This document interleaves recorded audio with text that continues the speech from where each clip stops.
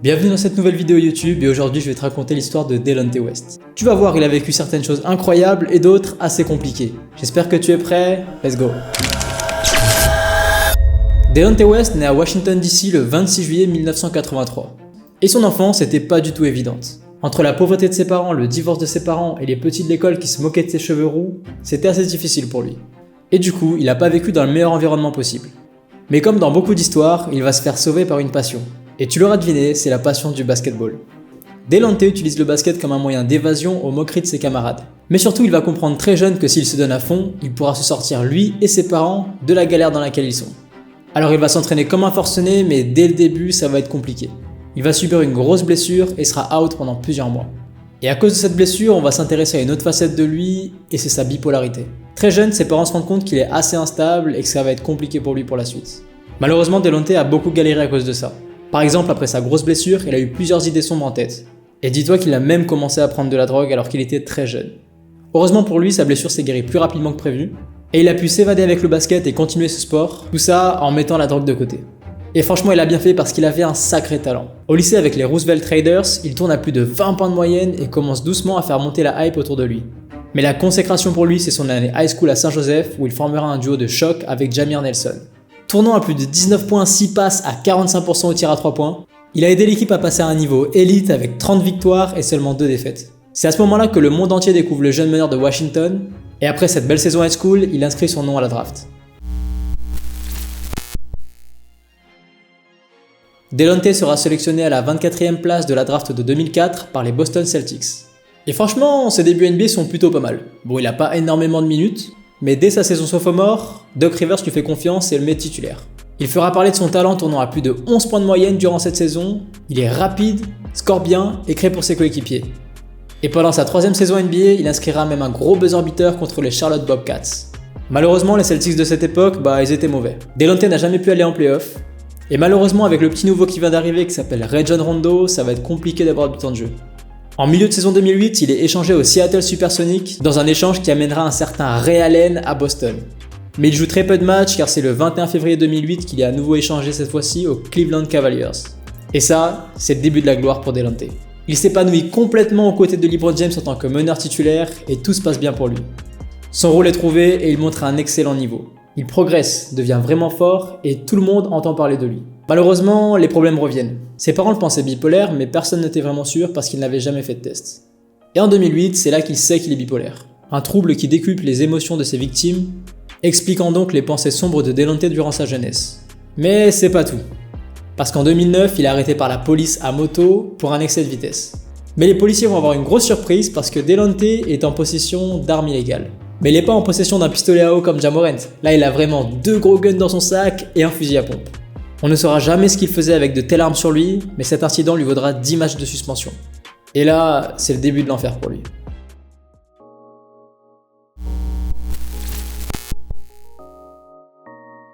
Cleveland ne lui font plus confiance, alors en 2010, il est transféré aux Timberwolves qui le libèrent de son contrat. Maintenant, il est agent libre et il re-signe de nouveau avec les Boston Celtics. Et malgré des bons matchs et des bonnes stats, il continue de se faire remarquer avec son comportement instable, sur et en dehors des terrains. Cette saison est finalement l'une des pires de Delonte West et il se fera même couper par les Boston Celtics. Son image est au plus bas, il est vu comme un joueur imprévisible et en déclin. Mais dans tout ce bazar, une équipe va lui faire confiance et ce sont les Dallas Mavericks. Du coup Dallas, ils étaient tout fraîchement champions en titre et ils le signent agent libre après leur magnifique campagne de playoff en 2011. Et pour te dire à quel point l'image de Delonte West était mauvaise, lorsque les Mavericks ont été invités à la Maison Blanche parce qu'ils ont été champions, il était clairement stipulé que Delonte West avait interdiction de mettre un pied dans la Maison Blanche suite à ce qu'il a fait avec les armes précédemment. Tu t'en doutes, c'est de pire en pire et malheureusement ça va pas s'arranger. On arrive désormais au gros tournant de la vie de Delonte West, le lockout de 2011. Le comité des joueurs et de la NBA ne s'entendent pas, et pendant cette longue période de plusieurs mois, les joueurs NBA n'auront pas de revenus. Le problème c'est que Delonte avait fait n'importe quoi avec son argent, et du coup il avait plus un sou. Forcément quand t'as pas d'argent et que tu peux plus faire de basket, qu'est-ce que tu fais? Tu te trouves un travail.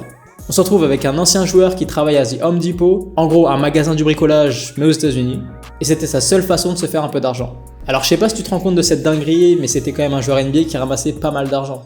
Et dis-toi que les joueurs pendant ce temps-là, ils s'entraînaient, alors que lui il travaille au magasin du bricolage. C'est pas facile. Heureusement pour lui, le lockout s'arrête en janvier 2012, et il va pouvoir continuer sa carrière de joueur. Mais sa condition de vie reste mauvaise. À cause de ses antécédents judiciaires, Il ne trouve pas de logement à Dallas et va donc être contraint de dormir dans sa voiture ou dans les vestiaires de l'équipe. Mais là, heureusement pour lui, Mark Cuban rentre en jeu. Je sais pas si tu sais qui c'est, mais en gros c'est le propriétaire de l'équipe de Dallas et il est connu pour être plutôt sympa. Du coup il va lui trouver un logement et la situation va être réglée. Mais pas du tout en fait. Parce que le comportement de Delonte West ne va pas du tout s'arranger. Il continue d'être instable et se bagarre même avec ses coéquipiers. Et c'est en 2012 que Mark Cuban prend la décision qui va mettre fin à sa carrière. Il coupe Delonte West, le joueur ne remettra plus jamais un pied en NBA et malgré des passages en G-League ou en Chine, plus jamais il ne retrouvera le bonheur dans le basket. Malheureusement après ça il va commencer petit à petit à renouer avec la drogue et ça va le consumer. En 2016, une photo de lui tourne sur les réseaux sociaux. On le voit complètement détruit, rien ne va plus dans sa vie et le monde du basket s'inquiète de l'état de l'ancien joueur. Quelques années plus tard, en 2020, une nouvelle vidéo circule. Une vidéo choquante où on le voit se faire tabasser puis menotté par la police. Et alors là, il n'y a plus de doute. Delonte West est un sans domicile fixe.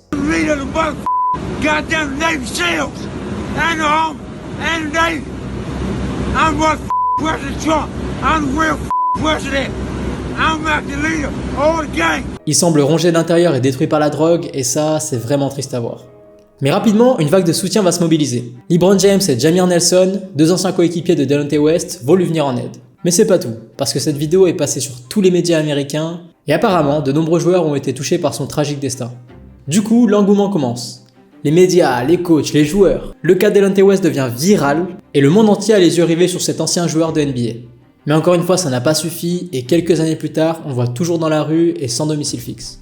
Mais attends, c'est le retour de Mark Cuban. Et là, il décide vraiment de tout prendre en main. Il ne peut pas supporter que Delonte West soit dans cette situation plus longtemps.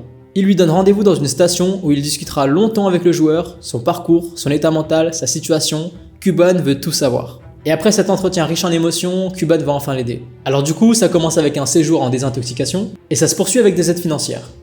Mark Cuban est décidé à ce que plus jamais Delonte West ne retrouve cette situation horrible. Et après plusieurs semaines, on voit quelques photos de Delonte West où il est super heureux et tout se passe bien pour lui. Ça faisait des années qu'on l'avait pas vu comme ça et qu'est-ce que ça fait plaisir. Enfin, ça c'est ce que tout le monde pensait. Parce qu'en vrai, qui aurait pu penser que Delonte West allait ressombrer après ça? Malheureusement, une autre vidéo refait surface. On voit une femme le filmer et il est à la rue, dansant, il semble déboussolé. Et si on pensait alors qu'il avait remonté la pente, aucun doute, Delonte West est de retour dans un gouffre. Son histoire est une véritable leçon de vie. Même quand on pense être sauvé par moments, les choses peuvent nous rattraper. Du coup, même si un soutien moral et financier ça l'aide pas, comment on va faire? On le ressent beaucoup plus que cette fois-ci, beaucoup moins de personnes vont se mobiliser. Les gens vont se dire que si Mark Cuban n'a pas réussi à le sauver, qui peut réussir à le sauver? D'ailleurs, les dernières nouvelles qu'on a de lui, elles sont pas super top. On apprend que Delonte se serait déplacé jusqu'à un immeuble de Boynton Beach en Floride avec une grande quantité d'alcool sur lui. Apparemment, il aurait tapé toutes ses forces à la porte du bâtiment pendant de longues minutes. Une action incompréhensible qui créa une vague de panique, la police ne tarda pas à intervenir et ils embarqueront directement Delonte, complètement éméché, au bout de son état physique comme mental. Honnêtement, j'aimerais pouvoir te dire que ce ne sont pas les dernières nouvelles qu'on ait de lui, qu'il est redevenu un homme heureux et sain et que tout se passe bien pour lui, mais ça serait totalement faux. Depuis cet incident, on n'a plus aucune nouvelle de lui.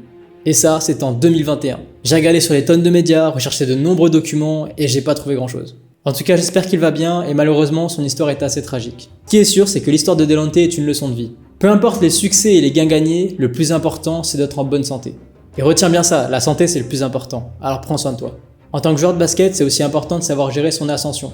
Alors si toi tu es amené à réussir un jour, n'oublie pas que quelque part dans le monde, il y a un joueur nommé Delonte West qui a réussi toute sa vie et qui a malheureusement perdu beaucoup de choses. Je suis sûr qu'un jour, on entendra reparler de lui. Et d'ailleurs, si j'ai des infos, j'hésiterai pas à vous les partager. Bon les gars, j'espère que vous avez aimé cette histoire. Bon, elle était un peu plus tragique que d'habitude, mais bon, je voulais en parler parce que c'était une histoire vraiment intéressante. Comme d'habitude, n'hésitez pas à liker, commenter et partager. D'ailleurs, je vais lire tous vos commentaires, alors n'hésitez pas à me donner toutes les histoires dont vous voulez que je parle en commentaire aussi. En tout cas, nous on se dit à dimanche prochain pour une nouvelle vidéo. À bientôt et handle your story.